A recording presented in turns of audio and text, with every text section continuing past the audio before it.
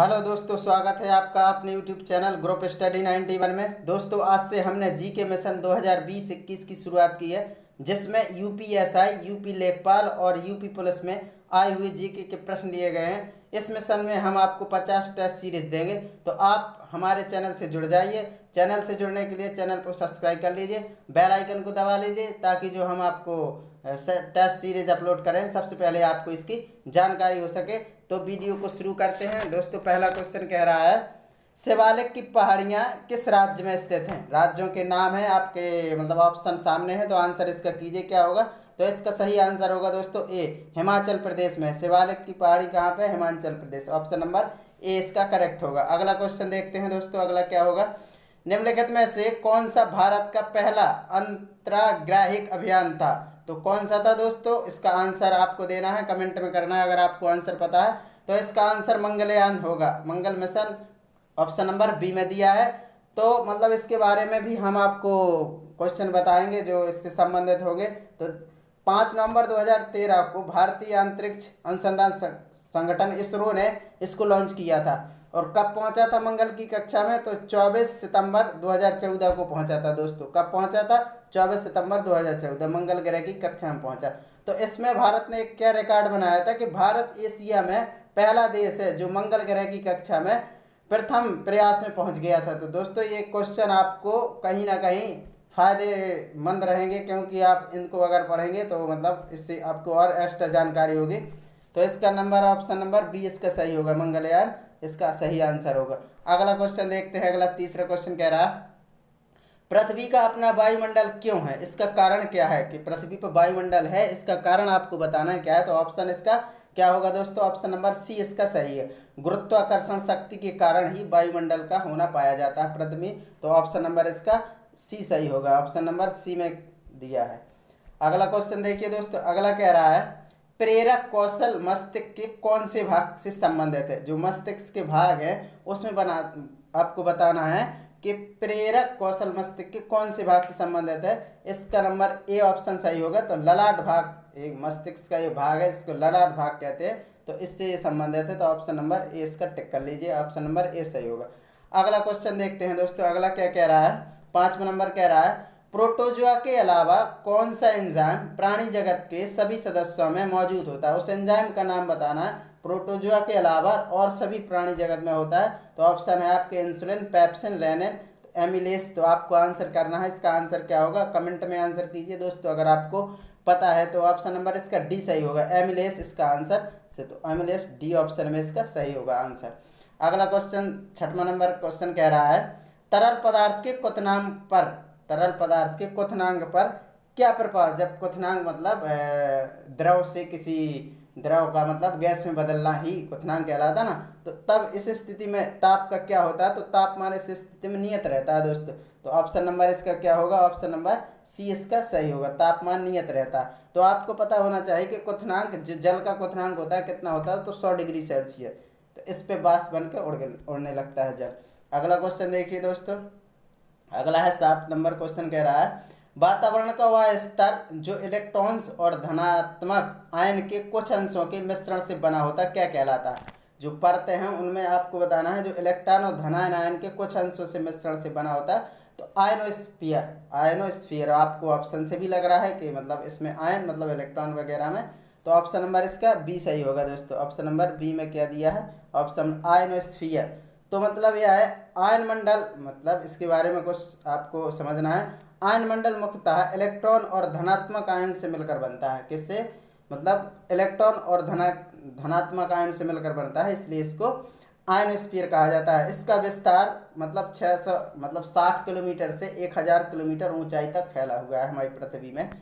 अगला next question देखिए, 8वां number कह रहा है, विद्युत प्रतिरोध को मापने के लिए किस इकाई का प्रयोग किया जाता है? विद्युत प्रतिरोध को किस इकाई से मापते हैं? तो ऑप्शन नंबर इसका बी होगा, ऑप्शन नंबर बी में ओम लिखा है। तो ओम से मापते हैं इसको, ओम मतलब इसकी इकाई है। तो प्रतिरोध होता क्या है? तो मतलब किसी परपथ में जो धारा के मार्ग में रुकावट उत्पन्न करे उसे हम क्या कहते हैं? प्रतिरोध कहते हैं, मतलब इसे प्रतिरोध कहते हैं। तो इसका मात्रक क्या होता है? ओम होता है। तो आप विद्युत धारा का भी मात्रक आपको पता होना चाहिए। विद्युत धारा का होता है एम्पियर, और विद्युत विभव का मात्रक क्या होता है, इससे संबंधित क्वेश्चन है जी। तो जूल प्रति कूलाम, या इसे क्या कह सकते हैं आप, जूल प्रति कूलाम को कह सकते हैं, वोल्ट कह सकते हैं। तो ये 3 मात्रक और आपको याद करना है इसके साथ साथ। तो दोस्तों अगला क्वेश्चन चलो देखते हैं अगले क्वेश्चन में क्या कह रहा है। अगला क्वेश्चन कह रहा है, प्रश्नकाल के बाद लोकसभा के किसी सदस्य द्वारा जनता के महत्व के किसी निश्चित विषय पर विचार विमर्श हेतु कार्यकारी का ध्यान आकर्षण के लिए रखा गया प्रस्ताव क्या कहलाता है। दोस्तों इस प्रस्ताव के बारे में बताना है। तो ये प्रस्ताव कहलाता है 9 नंबर का ऑप्शन नंबर सी इसका सही होगा। तो स्थगन प्रस्ताव इसका दोस्तों सही कर लीजिए, स्थगन प्रस्ताव सी ऑप्शन इसका करेक्ट होगा। अगला देखते हैं ऑप्शन नंबर अगला क्या कह रहा है। अगला कह रहा है मौद्रिक नीति का मुख्य उद्देश्य क्या होता है। जो मौद्रिक नीति होती है उसका मुख्य उद्देश्य क्या होता है। तो आपको आंसर करना है कमेंट में, इसका आंसर क्या होगा। तो मौद्रिक नीति का मुख्य उद्देश्य होता है मूल्य स्थिरता के साथ आर्थिक विकास को प्रोत्साहन करना। तो ऑप्शन नंबर इसका क्या होगा, सी इसका टिक कर लीजिए, सी सही होगा। अगला क्वेश्चन देखिए, अगला 11 नंबर क्वेश्चन कह रहा है, वह एकमात्र वायसराय कौन थे जिनकी भारत में हत्या हुई थी। तो ऑप्शन आपके सामने ही बताइए। तो इसका ऑप्शन नंबर डी सही होगा, लॉर्ड मेयो की हत्या हुई थी। वो कहाँ हुई थी आपको ये भी जानकारी होनी चाहिए, वो कब हुई थी, वो किसने की। तो इसकी मृत्यु हुई थी, ऑप्शन नंबर पहले इसका डी सही कर लीजिए। तो इसकी मृत्यु अंडमान द्वीप, जो अंडमान द्वीप के पोर्ट ब्लेयर में हुई थी। वो कब हुई थी, 1872 में हुई थी दोस्तों। कब हुई थी, 1872 में। अफरीदी पठान कैदी था, इसका नाम था शेर अली खान, इसने इसकी हत्या की थी लॉर्ड की। तो ऑप्शन नंबर डी इसका सही होगा। अगला क्वेश्चन देखते हैं। अगला क्वेश्चन कह रहा है दोस्तों, भारत में वित्तीय नीति का प्रमुख उद्देश्य कौन सा नहीं है। आपको इसका मतलब कौन सा उद्देश्य नहीं है ये बताना है आपको। क्या होगा इसका आंसर, 12 नंबर का आंसर होगा ए, अर्थव्यवस्था में तरलता को बढ़ाना। इसका उद्देश्य ये नहीं होता। तो ऑप्शन नंबर ए इसका करेक्ट हो जाएगा, ए कर लीजिए। अगला देखिए दोस्तों, अगला कह रहा है दोस्तों, अगले क्वेश्चन की ओर चलते हैं। तो अगला क्वेश्चन 13 कह रहा है, थियोसॉफिकल सोसाइटी के संस्थापक कौन थे। ऑप्शन आपके सामने, इसका आंसर करेक्ट कीजिए। तो इसका आंसर होगा option number B, madam Blavatsky इसकी स्थापना की थी। तो ऑप्शन नंबर बी। और कब की थी, तो 17 नवंबर 1875 में इसकी स्थापना की गई थी दोस्तों। कहाँ की गई थी, तो न्यूयॉर्क सिटी अमेरिका में इसकी स्थापना की गई थी। यूएसए में इसकी स्थापना, न्यूयॉर्क सिटी अमेरिका का एक शहर है न्यूयॉर्क सिटी, यहाँ इसकी स्थापना की गई थी। तो अगला क्वेश्चन की ओर चलते हैं दोस्तों। अगला क्वेश्चन कह रहा है, भारत के प्रथम फील्ड मार्शल कौन थे। फील्ड मार्शल का नाम बताना है कौन थे। तो ऑप्शन आपके सामने, तो ऑप्शन नंबर इसका डी सही होगा। ऑप्शन नंबर डी में दिया है SHFJ मानेकशॉ। तो इसका आपको फुल फॉर्म पता होना चाहिए क्या होता है। तो देखिए इसका फुल फॉर्म होता है दोस्तों, field marshal Sam Jamshedji Manekshaw. तो ये आपको पूरा नाम भी आ सकता है, तो आपको इसके याद रखने के लिए है। अगला क्वेश्चन की ओर चलते हैं दोस्तों। 15 नंबर क्वेश्चन कर रहा है, धरती सभी के लालच के लिए नहीं है बल्कि सभी की आवश्यकता की पूर्ति के लिए है, ये कथन किसका है। तो ये किसने कहा था, ये कथन किसका है। तो ये महात्मा गांधी जी ने कहा था। तो इसका ऑप्शन नंबर बी हो, महात्मा गांधी ने इसको कहा था कि मतलब जो पृथ्वी है, इसको एक बार, धरती सभी के लालच के लिए नहीं बल्कि सभी की आवश्यकताओं की पूर्ति के लिए पर्याप्त साधन उपलब्ध कराती है, ये कथन किसने कहा था। तो महात्मा गांधी ने इसको कहा था। अगला क्वेश्चन देखते हैं दोस्तों। अगला 16 नंबर कह रहा है, स्वास्थ्य को संकट में डालने वाला सबसे गंभीर वायु प्रदूषक कौन सा है। तो सबसे गंभीर वायु प्रदूषक होता है carbon monoxide. Option number B इसका सही है, जिसे CO बोलते हैं, कार्बन मोनोऑक्साइड। ये सबसे खतरनाक प्रदूषक होता है दोस्तों। अगला क्वेश्चन देखिए, गहरे समुद्र के गोताखोरों की ऑक्सीजन आपूर्ति में हीलियम मिलाई जाती है, क्यों।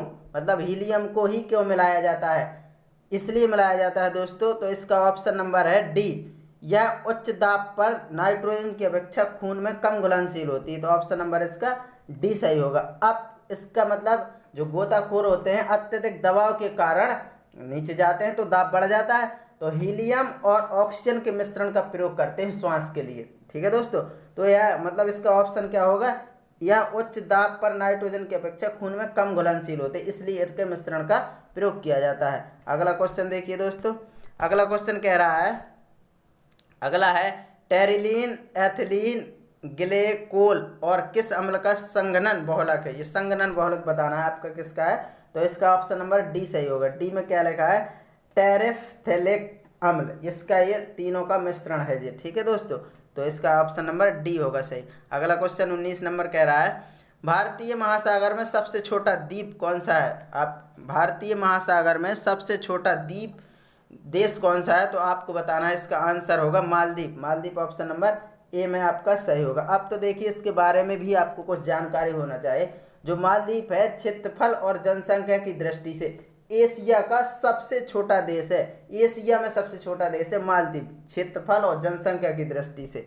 तो अगला क्वेश्चन देखते हैं। अगला क्वेश्चन 20 नंबर कह रहा है, संसद की लोक लेखा समिति के अध्यक्ष की नियुक्ति कौन करता है। जो लोक लेखा समिति का अध्यक्ष होता है, 20 नंबर क्वेश्चन में कह रहा है, उसकी नियुक्ति कौन करता है। तो दोस्तों इसकी नियुक्ति करता है लोकसभा का जो स्पीकर होता है, अध्यक्ष होता है। तो ऑप्शन नंबर इसका कौन सा ऑप्शन नंबर होगा, सी ऑप्शन नंबर सही होगा। तो आपको लोक लेखा समिति के बारे में आपको पता होना चाहिए कितने सदस्य होते हैं लोक लेखा समिति में। तो टोटल 22 सदस्य होते हैं, जिसमें 15 लोकसभा के होते हैं और 7 राज्यसभा के होते हैं। और इस समिति का कार्यकाल 1 वर्ष का होता है दोस्तों, ठीक है दोस्तों, 1 वर्ष का होता है। तो अगले क्वेश्चन की ओर चलते हैं। 21 नंबर कह रहा है, निम्नलिखित में से कौन संवैधानिक संस्था नहीं है। आपको बताना है संवैधानिक संस्था इनमें से कौन नहीं है। ऑप्शन है संघ लोक सेवा आयोग, ये तो है आपको पता है, क्योंकि ये 315 से 323 तक संघ लोक सेवा आयोग के बारे में बताया गया। और दूसरा ऑप्शन कर्मचारी चयन आयोग, इसका संविधान में कोई प्रावधान नहीं है। अगला ऑप्शन है चुनाव आयोग, तो चुनाव आयोग का गठन किस अनुच्छेद में है, तो 324 में है। और इसके बाद वित्त आयोग है, इसका है 280 में। वित्त आयोग का गठन किस अनुच्छेद में है, 280 में। तो मतलब इसका मतलब है कि मतलब इसका संविधान से कोई मतलब नहीं, मतलब इसमें है संवैधानिक संस्था नहीं है। तो मतलब कौन सी नहीं है, तो कर्मचारी चयन आयोग, इसका मतलब संविधान में कोई उल्लेख नहीं किया गया। अगला क्वेश्चन देखते हैं, राष्ट्रपति के चुनाव में निम्न में से कौन भाग लेते हैं। 22 नंबर क्वेश्चन कह रहा है, राष्ट्रपति का जब चुनाव होता है तो इसमें कौन कौन से भाग लेते हैं। तो ऑप्शन नंबर इसका ए सही होगा दोस्तों। ए में क्या है, ए देखिए, ए में लिखा है संसद के दोनों सदनों एवं राज्य विधानसभा के सभी निर्वाचित सदन। ध्यान देना, मतलब संसद के दोनों सदन, मतलब एवं संसद के दोनों लोकसभा राज्यसभा एवं राज्य विधानसभा, जहाँ जहाँ राज्य विधानसभा है, मतलब केंद्र शासित प्रदेश में भी है, कहाँ है, दिल्ली और पुदुचेरी के भी सदस्य इसमें भाग लेते हैं, क्योंकि यहाँ पे आपकी क्या है, विधानसभा है। तो संसद के दोनों सदनों एवं राज्य विधानसभा के सभी निर्वाचित सदस्य और दिल्ली और पुदुचेरी जो केंद्र शासित प्रदेश है, इनको भी इसमें भाग लेने को मिलता है। अगला क्वेश्चन देखिए दोस्तों, अगला क्वेश्चन कह रहा है वातावरण में, अगला क्वेश्चन कौन सा नंबर है, अगला क्वेश्चन कह रहा है, अगला देखिए, अगला वातावरण में कह रहा है वातावरण में प्रदूषकों की सांद्रता की माप किस में करते हैं। जो वातावरण होता है हमारा, इसमें जो प्रदूषक होते हैं इनकी जो सांद्रता होती है, कितनी मतलब वायु प्रदूषक है, तो इसकी माप किस में करते हैं, तो पार्ट पर मिलियन पीपीएम में करते हैं। तो पीपीएम कौन से ऑप्शन में है, पार्ट पर मिलियन। तो ऑप्शन नंबर बी इसका सही होगा, शॉर्ट में मिल जाता है पीपीएम, पार्ट पर मिलियन। इसमें मतलब आप क्या करते हैं, ज्ञात करते हैं। तो मतलब ये आपको पता होना चाहिए, जो पीपीएम है पार्ट पर, ये बीमाहीन राशि है, इसकी कोई बीमा नहीं होती है दोस्तों। अगला क्वेश्चन, अगले क्वेश्चन की ओर चलते हैं। तो अगला क्वेश्चन कह रहा है लाल रंग की रोशनी में हरे रंग के पत्ते वाले पौधे कैसे देखेंगे, कैसे देखेंगे। तो ऑप्शन नंबर बी इसका सही होगा, काले देखेंगे, काला ऑप्शन नंबर बी। देखिए दोस्तों, कोई भी मतलब प्रकाश जब किसी पर पड़ता है, जैसे कोई पत्ती अत्ती पड़ता है, तो मतलब जिस रंग को वो मतलब जिस रंग का दिखाई देता है उसको छोड़कर बाकी सभी रंगों को अवशोषित कर लेता है, इसलिए उसका रंग उस प्रकार का दिखाई देता है, उसको अवशोषित न करके बाकी सभी रंगों को अवशोषित कर देता है। अगला क्वेश्चन देखिए दोस्तों, अगले क्वेश्चन की ओर चलते हैं। 25 नंबर कह रहा है तटीय मैदानों और उत्तर भारतीय मैदान उत्कृष्ट मिट्टी के प्रकार, मतलब कौन सी मिट्टी सबसे ज़्यादा पाई जाती है तटीय मैदानों उत्तर भारतीय मैदान में। तो 25 नंबर का आपको ऑप्शन देख के आंसर करना है। तो जलोढ़ मिट्टी सबसे ज़्यादा, ऑप्शन नंबर डी इसका सही होगा दोस्तों। ऑप्शन नंबर डी में टिक कर लीजिए, इसका ऑप्शन नंबर डी सही होगा। तटीय मैदानों उत्तर भारतीय मैदान में उत्कृष्ट मिट्टी के प्रकार हैं, तो जलोढ़ मिट्टी पाई जाती है। अगला क्वेश्चन देखिए, अगला 26 नंबर कह रहा है प्रति व्यक्ति आय मापने के लिए निम्न में से किस फॉर्मूले का प्रयोग किया जाता है? फॉर्मूला बताना है आपको। प्रति व्यक्ति किसी देश या राज्य की कहीं की भी किसी देश के प्रति व्यक्ति आय ज्ञात करना है तो उसमें आपको किससे भाग करना पड़ेगा? तो ऑप्शन इसके देखिए, क्रम से देखिए ऑप्शन नंबर, तो उसका ऑप्शन नंबर डी सही होगा। डी में लिखा है राष्ट्रीय आय, उस देश की राष्ट्रीय बटे कुल जनसंख्या, जितनी उस क्षेत्र की जनसंख्या हो उससे भाग दे, जितनी राष्ट्रीय आय है उसका भाग कुल जनसंख्या से दे देंगे तो प्रति व्यक्ति आय निकल आएगा। ऑप्शन नंबर डी इसका करेक्ट होगा। अगला ऑप्शन देखिए, अगला क्वेश्चन कह रहा है भारत में अंग्रेजों के लिए फ्रांसीसी चुनौती निम्नलिखित में से किस युद्ध के बाद समाप्त हो गया? अंग्रेजों ने जो फ्रांसीसियों के युद्ध में बांडीवास का युद्ध लड़ा था उसमें मतलब फ्रांसीसी को हरा दिया था और अपना कब्जा कर लिया था इनने पुदुचेरी में। तो क्या है ऑप्शन नंबर, बक्सर का युद्ध क्या है? बांडीवास का युद्ध है। ऑप्शन नंबर सी इसका सही होगा दोस्तों। ऑप्शन नंबर सी में टिक कर लीजिए। अब देखिए, तो अंग्रेजों ने जो बांडीवास का युद्ध लड़ा था फ्रांसीसी अंग्रेजों के 1760 में हुआ था। इसमें अंग्रेजों का नेतृत्व किया था आयरकूट के नियंत्रण में किया गया था। तो अंग्रेजों ने इस युद्ध को जीतकर फ्रांसीसियों को मतलब यहाँ से भगा दिया था मतलब। तो अगला क्वेश्चन देखिए दोस्तों, अगले क्वेश्चन की ओर चलते हैं। अगला क्वेश्चन कह रहा है, अगला क्वेश्चन दोस्तों कह रहा है पीवीसी किसके बहुलकीकरण के बाद गठित होता है या बनता है? तो इसका ऑप्शन नंबर डी सही होगा। ऑप्शन नंबर डी में क्या लिखा है? ऑप्शन नंबर डी लिखा है विनाइल क्लोराइड, पॉलीविनाइल क्लोराइड के माध्यम से इसका मतलब बहुलकीकरण के गठित के बाद होता है। अगला क्वेश्चन देखिए, भाषा के आधार पर निम्नलिखित में से किस राज्य का गठन सबसे पहले हुआ था? तो भाषा के आधार पर सबसे पहले आंध्र प्रदेश राज्य का गठन हुआ था। तो ऑप्शन नंबर बी इसका सही है। इसके बारे में आपको थोड़ी सी जानकारी होना चाहिए, क्यों हुआ था? तो मतलब 56 दिनों का जो आंदोलन था उसमें पुट्टी श्री रुमुल्ली की मृत्यु के बाद 1953 में आंध्र प्रदेश का गठन हुआ था। ठीक है दोस्तों, आंध्र प्रदेश का गठन 1953 में भाषा के आधार तेलुगु भाषाओं के लिए था। पहली बार इसका गठन हुआ था, सबसे पहला राज्य आंध्र प्रदेश 1900। अगला क्वेश्चन देखिए, अगला क्वेश्चन कह रहा है अपचयन अभिक्रिया में क्या होता है? अपचयन अभिक्रिया में क्या होता है? ऑप्शन है ऑक्सीजन में वृद्धि होती है, नाइट्रोजन में वृद्धि होती है, हाइड्रोजन में वृद्धि होती है। तो ऑप्शन नंबर सी इसका सही होगा। ऑप्शन नंबर सी में क्या दिया? हाइड्रोजन में वृद्धि होती है। तो ऑप्शन नंबर इसका सी सही हो जाएगा दोस्तों। अगला क्वेश्चन देखिए, अगला है 31 नंबर क्वेश्चन कह रहा है, 31 में कह रहा है निम्नलिखित में सिनेगॉग निम्नलिखित में से किसका पूजा स्थल, किस धर्म के लोग इसमें पूजा करने जाते हैं सिनेगॉग में? 31 नंबर क्वेश्चन कह रहा है, 31 नंबर सी, यहूदी जो धर्मावलंबी होते हैं ये मतलब सिनेगॉग में अपनी पूजा करने जाते हैं। तो ऑप्शन नंबर इसका सी सही होगा दोस्तों। अगला क्वेश्चन देखिए, निम्नलिखित में से कौन गलत है? आपको गलत बताना है। Vitamin C scurvy, vitamin K रक्तस्राव, विटामिन ए रतौंधी, विटामिन ई रिकेट्स। तो विटामिन डी से रिकेट्स होता है तो ये गलत है आपको, बाकी सही है। तो सीधा option number D E rickets ये गलत है और यहाँ पे क्या होना चाहिए? डी होना चाहिए। तो डी रिकेट्स हो जाएगा, ये सही हो जाएगा। तो ऑप्शन नंबर डी इसका सही होगा दोस्तों। अगला क्वेश्चन की ओर चलते हैं। अगला क्वेश्चन कह रहा है छत्तीसगढ़ में लौह और इस्पात कारखाना कहाँ स्थापित किया गया था? सबसे पहले छत्तीसगढ़ में लौह और इस्पात कारखाने की स्थापना कहाँ की गई थी? तो आंसर आपको कमेंट में लिखना है अगर आपको पता है। 33 नंबर आंसर इसका होगा सी में क्या लिखा है? भिलाई। सी ऑप्शन इसका सही होगा। अब इसके बारे में आपको थोड़ी सी जानकारी भी होनी चाहिए कि मतलब इसकी स्थापना कब हुई थी। तो मतलब इसकी भिलाई की 1955 में हुई थी। किस देश की सहायता से हुई थी? तो रूस की सहायता से हुई थी और दूसरी पंचवर्षीय योजना में इसकी स्थापना की गई थी। ठीक है दोस्तों। अगला क्वेश्चन है BSI सेंसेक्स कितने स्टॉक पर आधारित है? कितने स्टॉक पर आधारित है? तो ये आपको बताना है। इसे मुंबई शेयर सूचकांक के नाम से भी जाना जाता है। तो ये मतलब 30 सेंसेक्स, इसका मतलब होता है 30 कंपनियों को अधिग्रहण करके ये बनाया गया है। मतलब ये स्टॉक एक्सचेंज है, जो शेयर बाजार है, मतलब मुंबई शेयर सूचकांक है। 1986 में इसका गठन हुआ था। 1986 में दोस्तों इसका गठन हुआ था। अगला देखिए, अगला क्वेश्चन कह रहा है भारतीय संविधान के किस अनुच्छेद में वित्तीय आपात का वर्णन किया गया? वित्तीय आपात का गठन किस अनुच्छेद में है? तो आपको इसका आंसर करना है। वित्तीय आपात का गठन किस अनुच्छेद में है? तो इसका आंसर होगा 360। वित्तीय आपात 360 ऑप्शन नंबर ए इसका सही होगा। अगला क्वेश्चन देखिए, रिफ्ट घाटी में भारत की कौन सी नदी बहती है? रिफ्ट घाटी से होकर भारत की दो नदी नर्मदा और ताप्ती बहती। तो नर्मदा और ताप्ती मतलब ताप्ती ऑप्शन है, तो ऑप्शन नंबर इसका बी ऑप्शन सही हो जाएगा। नर्मदा और ताप्ती दोनों होते हैं, ऑप्शन नंबर बी ताप्ती दिया है। रिफ्ट घाटी में भारत की कौन सी नदी बहती? तो ताप्ती।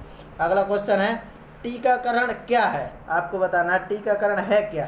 तो ऑप्शन इसके सरल निष्क्रिय, अगला है कृत्रिम निष्क्रिय और कृत्रिम सक्रिय। तो आपको बताना है इसका आंसर क्या होगा। 37 नंबर का आंसर करना है, तो ऑप्शन नंबर सी कृत्रिम सक्रिय उपार्जित प्रतिरक्षा है, मतलब ये टीकाकरण क्या है? तो ऑप्शन नंबर सी इसका करेक्ट हो जाएगा। अगला क्वेश्चन कह रहा है, निम्नलिखित में से कौन सा युग्म सही सुमेलित है? आपको बताना है कौन सा। कुचिपुड़ी आंध्र प्रदेश बिल्कुल करेक्ट है, यही करेक्ट हो गया। तो ऑप्शन नंबर ए इसका करेक्ट हो जाएगा, कुचिपुड़ी। कथकली केरल का है जी, कथकली केरल में होता है ना नृत्य। कथक उत्तर भारत और भरतनाट्यम तमिलनाडु का है दोस्तों। अगला क्वेश्चन की ओर चलते हैं। अगला क्वेश्चन कह रहा है संयुक्त राष्ट्र सुरक्षा परिषद में अस्थायी सदस्यों के निर्वाचन की अवधि कितने समय के लिए होती है? जो संयुक्त राष्ट्र सुरक्षा परिषद में अस्थायी सदस्य होते हैं ना, उनके निर्वाचन की अवधि कितने समय के लिए होती है? तो 39 नंबर का आपको आंसर करना है। तो 2 वर्ष के लिए होती है, ऑप्शन नंबर सी इसका सही होगा, 2 वर्ष के लिए होती है। तो आपको पता होना चाहिए इसके संबंधित कुछ क्वेश्चन। तो मतलब 5 स्थायी सदस्य होते हैं संयुक्त राष्ट्र सुरक्षा परिषद में। 5 स्थायी सदस्य होते हैं और 10 स्थायी सदस्य होते हैं। और तो दोस्तों और भी जानकारी होना चाहिए, जो संयुक्त राष्ट्र चार्टर का अनुच्छेद 23 है, उसका संबंध आपको बताना है किससे है? तो आपको सुरक्षा परिषद से इसका है। ठीक है दोस्तों, जो चार्टर 23 है अनुच्छेद, इसका संबंध सुरक्षा परिषद से है। अब अगला क्वेश्चन कह रहा है, वीडियो का लास्ट क्वेश्चन है दोस्तों। तो अगर हमारे चैनल पर नए व्यूअर है तो चैनल को सब्सक्राइब जरूर कर लेना और लाइक शेयर जरूर करना है दोस्तों को अपने।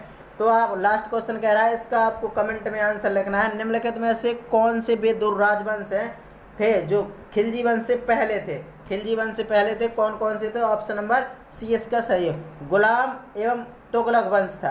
तो दोस्तों इस क्वेश्चन में थोड़ा सा डाउट सा है, इसको आपको देखना है और कमेंट में लिखना है। अगर इसका सही हो तो आपको कमेंट करना है, अगर थोड़ा सा मिस्टेक हो तो उसमें भी बारे में आपको कमेंट में लिख के बताना है। तो ऑप्शन नंबर इसका क्या होगा? सी ऑप्शन, गुलाम वंश एवं तुगलक वंश।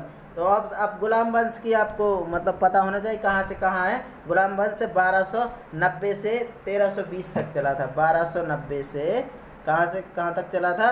1320 तक चला था दोस्तों, ऐसे प्रकार थे। और गुलाम वंश था 1206 से 1290 तक चला था। तो दोस्तों आज के लिए बस इतना ही काफ़ी है। अगला सेट हम अगले दिन अपलोड करेंगे, दूसरे नंबर का सेट होगा। तो वीडियो को पूरा देखना है और अगर चैनल पर पहली बार हो तो चैनल को सब्सक्राइब जरूर कर लेना। नमस्कार दोस्तों, best of luck, thank you.